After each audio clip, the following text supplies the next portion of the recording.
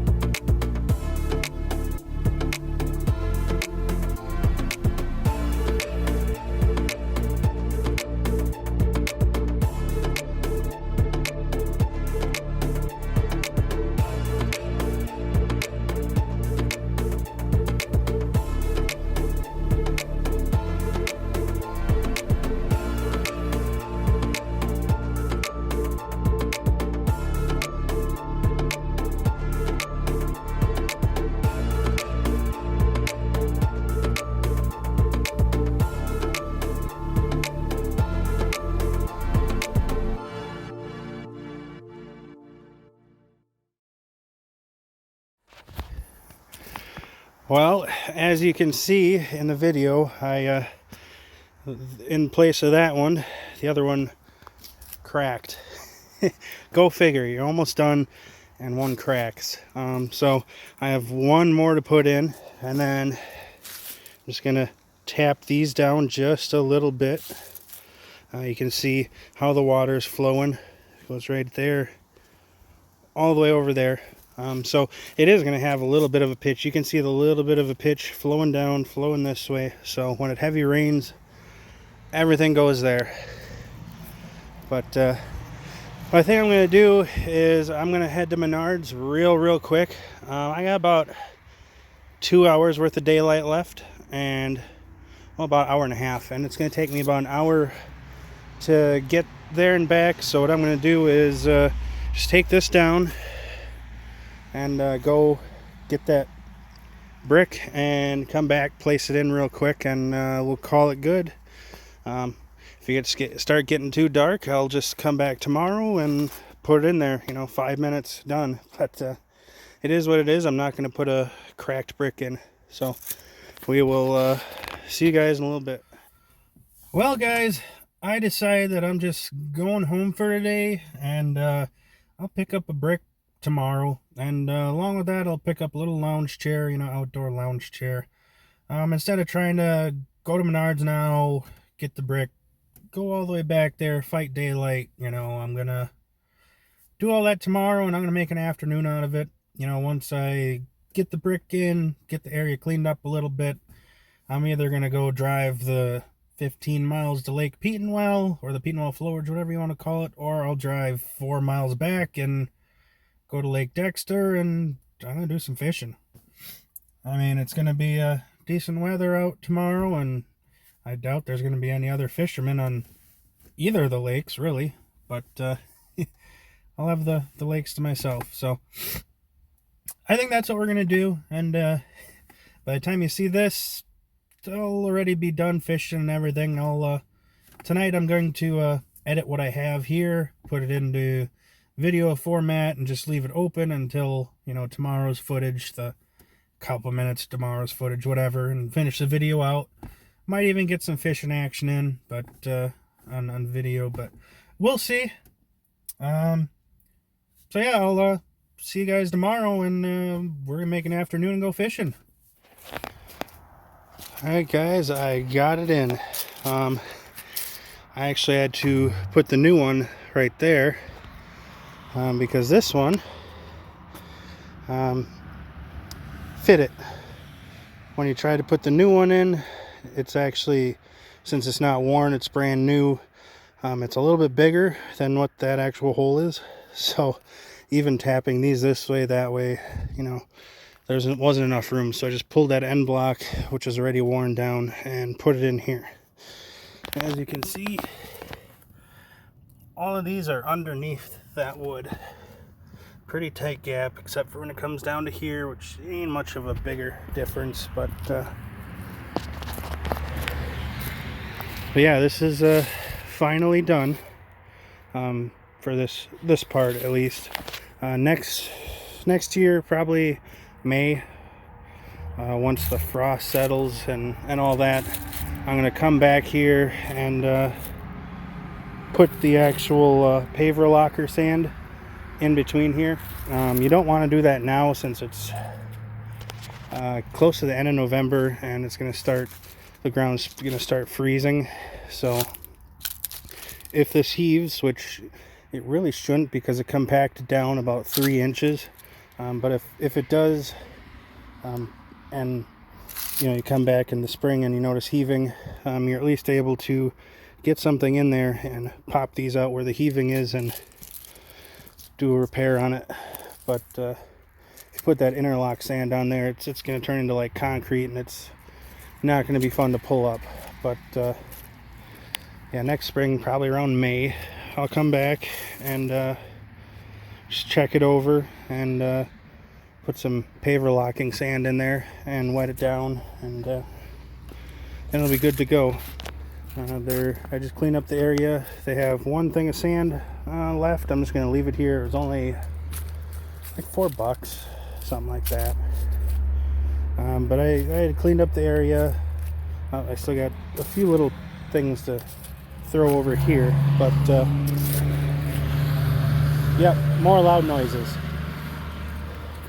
Anyways, other than that, this is a wrap. We're either gonna go that way or that way. There's a lake either way, and I got some new tackle today, so we're gonna try it out. We're gonna go fishing, so I'll catch you at the lake. All right, guys, we just got out here, so I'm gonna set up and see if we can slay some crappies or bass, since those are pretty much the only fish that are still kind of top water right now. The rest are pretty much dove deep and are living further down in the water. But there's a lot of, let me see if I can,